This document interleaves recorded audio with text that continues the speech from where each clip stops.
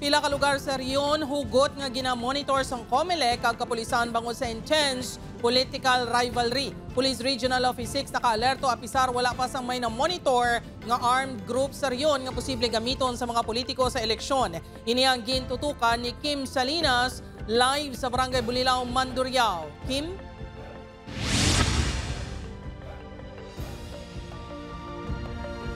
Jert, pila ka adlaw sang nagsugod ang election period, may pila ka lugar sa rehiyon nga ginalantaw sa karon ang COMELEC 6 nga may posibilidad nga mangin mainit ang kompetisyon.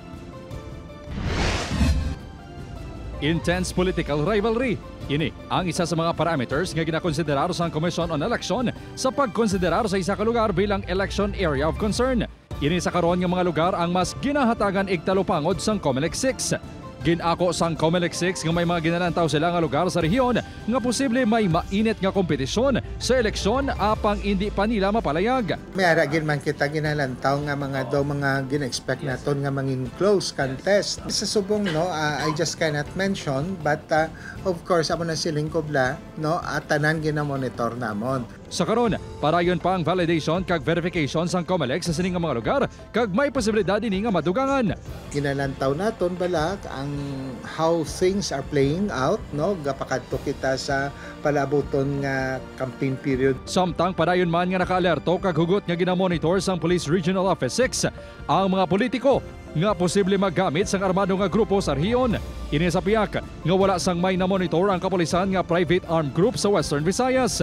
Kung may ma-monitor sila, in case nga may mag-employ din man, we could take proactive measures before pa nila ma-materialize ang ilang mga plano. Bisan ang 5th distrito sa probinsya sang Iloilo, kung sariin madamo ang gun running activities ang na-record, kag nakumpiskar nga loose firearms ang nagligad nga tuig, nakabig pa nga malinong suno sa kapulisan. Samtang kaangot naman sa presensya ni Barotac Nueva Vice Mayor Hernani June Biron Jr. matapos madakpan sa pagupot sa mga armas lutang sa Arroyo City, si Ryan Soliva sang Domingo Sangaga, kadungan sa unang adlaw nga gunban, gintinguan sang news team nga makuhaan ini sang bahin, apang wala ini nagsabat sa amon text kag tawag.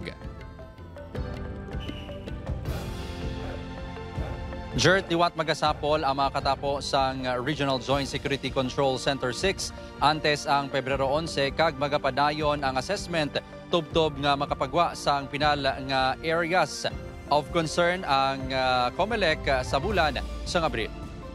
Jert? Madamo nga salamat sa update. Kapuso Kim Salinas.